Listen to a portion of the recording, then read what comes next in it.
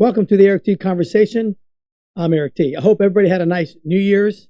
I'll tell you who didn't have a nice New Year's, the people in New Orleans, Las Vegas, and New York City. So if you've been sleeping under a rock and you have no idea what happened over the last 24 hours, I'm going to give you a little briefing on it.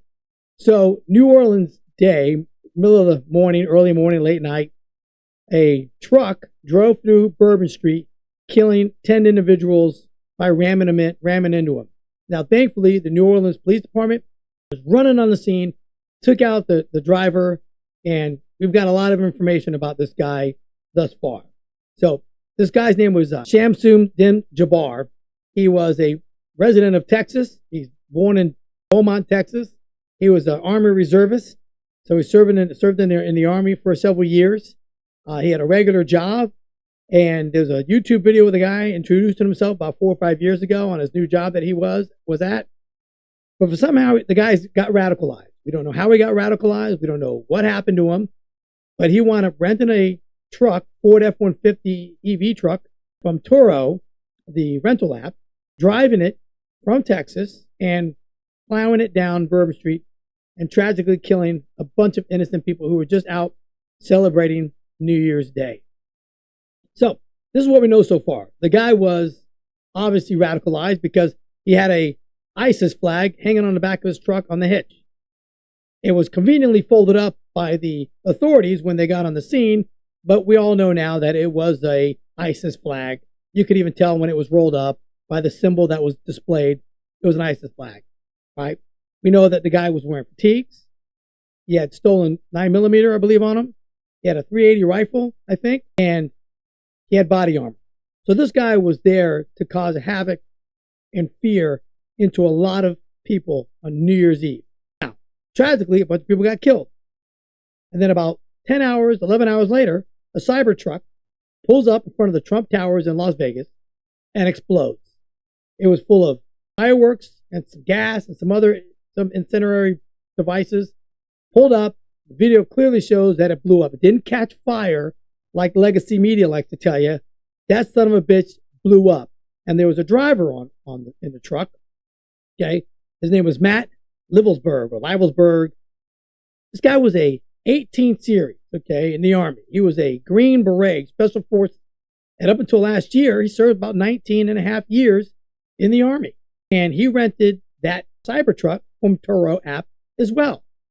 Now, this guy was a Special Forces Green Beret, decides to get into a cyber truck, drive in front of Trump Towers, and ignite himself and blows himself up.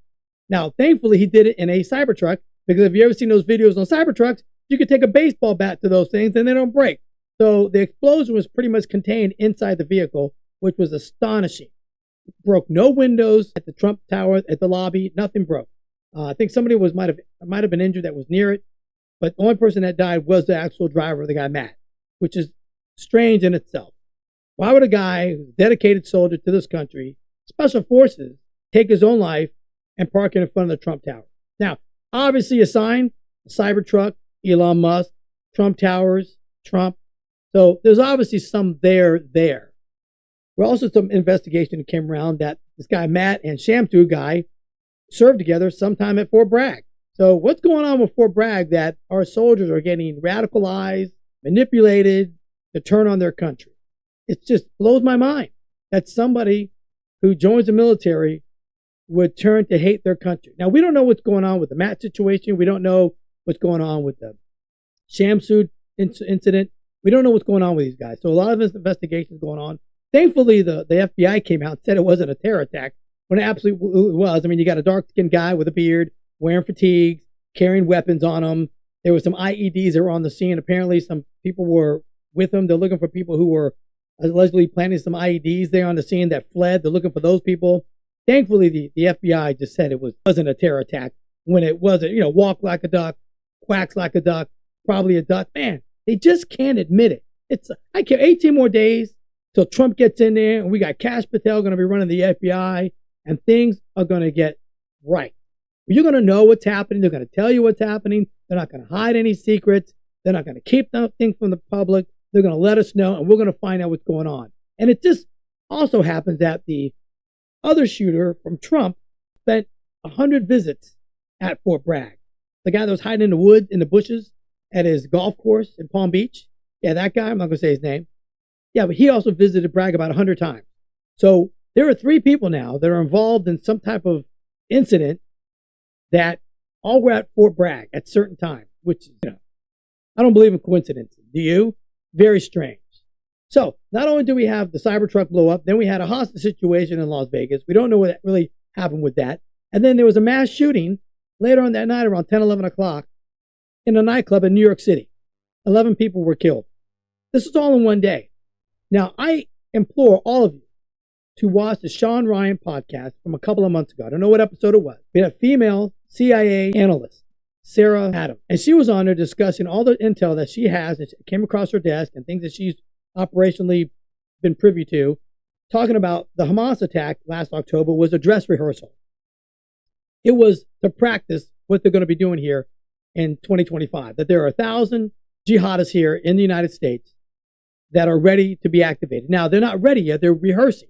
So they're not prepared 100% yet.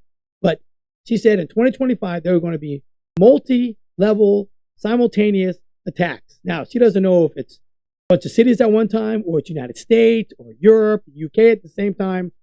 But she said they're definitely going to start happening. Now, if you look right now, January 1st, 2025, we had 3 major incidences happen. And if you don't know what happened, get your head out of the rocks and poke it up a little while. Get online, look at X, look at Twitter, and find out what's going on, because you don't want to be a casualty. I'm lucky where I live here in Florida. I live on the east coast of Florida. Nice and quiet. It's a real conservative place. A lot of people have guns. I'm not really worried when I go around. It's not a real major city. But Orlando is 45 minutes from me. You got LA. You got New York City. You got Atlanta. You got these major cities that they're going to be targeting for these types of acts.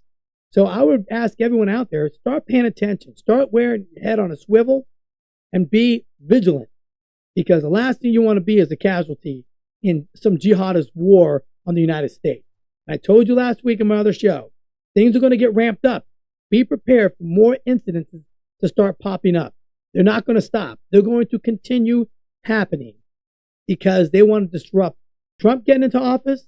They want to hand him a whole mess, and they want to make life difficult for all of us. They hate us. They hate us. So just keep paying attention to that. Like us, subscribe. I'd appreciate it. Join us on all the other social medias. This isn't going on TikTok because they blast everything I do. And I've heard about this for years. TikTok really, throttles everybody down, but I've really noticed it. I say anything about the government or anything like that, even when I'm really clean about it, they just throttle it down. So it's obvious. So I'm going to post this on TikTok just for shits and giggles, but they're not posting any of it because that's just who they are. We know who runs them. So I wish if Trump saves TikTok, that he actually tells them, listen, man, you can't throttle anybody. Do what X does. Do the community notes if somebody disagrees with something or it's not factual. I try not to report anything that's not factual or something I haven't researched in depth to put out there. Now, sometimes I might be a little wrong. I might be a little too quick to the gun, but we all make mistakes. But this stuff I'm telling you right now, start paying attention.